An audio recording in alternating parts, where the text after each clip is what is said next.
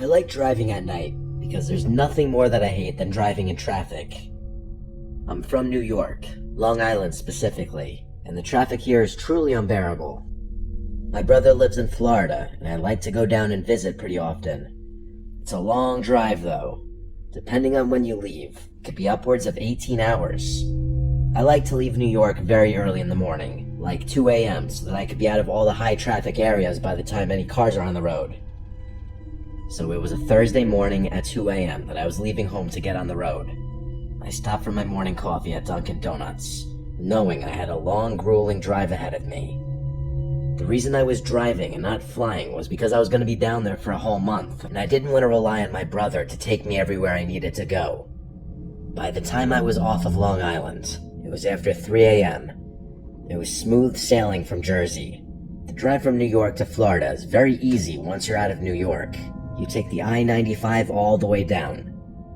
At about 4 a.m., the hunger was starting to set in, and so I pulled off the I-95 at the first sight of a food sign.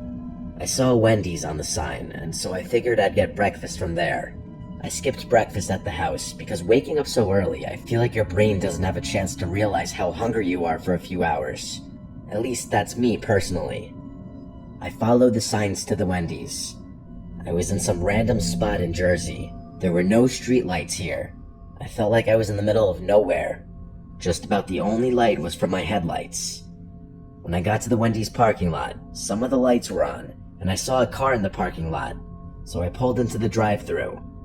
The menu in the drive-thru was lit up, so I thought it was open, but I sat there for over a minute looking at the intercom, waiting for someone to greet me, but they didn't. I even said excuse me to no avail. I pulled out my phone and looked up this Wendy's, and wouldn't you know it, it didn't open until 6 a.m.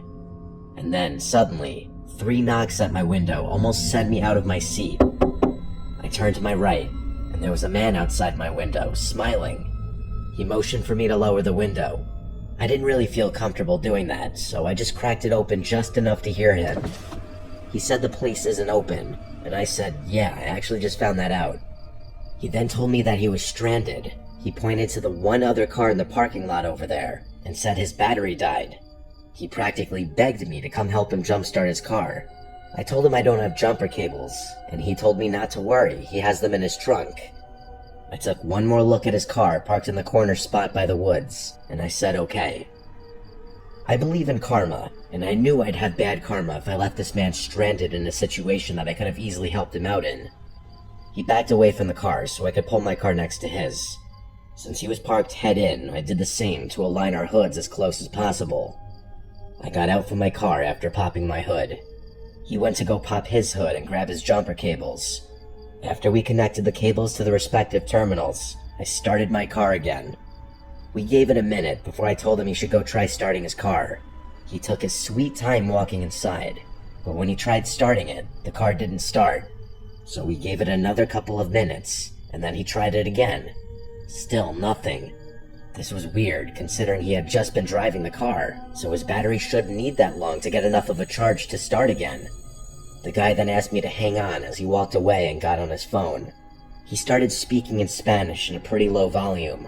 I can't really understand Spanish, so I wasn't even bothering trying to hear what he was saying. He came back to me after his call and said that his friend said to give it a few more minutes and try one more time. I said okay. I was trying to do the right thing, but I was also hoping this wasn't going to eat up much more of my time. But the last thing I was expecting was hearing the aggressive sound of 2 pickup truck engines flooring it into the parking lot, one from either side of the building. I instantly put it together.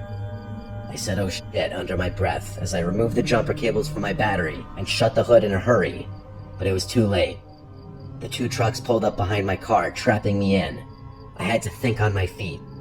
I looked at the man, who was still smiling at me, but now the smile looked and felt much more nefarious and evil. The look he gave me was so unsettling, and it's engraved into my memory. I locked my car with my key fob and darted into the woods. I ran in the dark, cutting up my shins and God knows what. I tripped over something on the ground, and at that point, I took that as the time to lay down and make myself as tiny as possible. I heard a few men yelling in Spanish somewhere in the woods. I was so scared for my life as the voices got closer. I don't think it gets any more tense than what I was experiencing in that moment.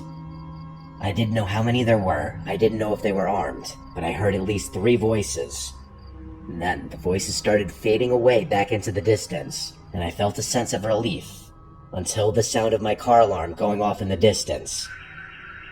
All of my stuff was packed in the back of my car. Hundreds of dollars worth of clothes, shoes, watches, bracelets. I started making my way back to the parking lot, crouching down. By the time I got close enough to look into the lot, I could see it was just my car there. All 3 other vehicles were gone. I ran out to my car, and it was anyone's worst nightmare.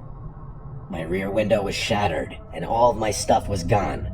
Basically 80% of my entire wardrobe, just stolen.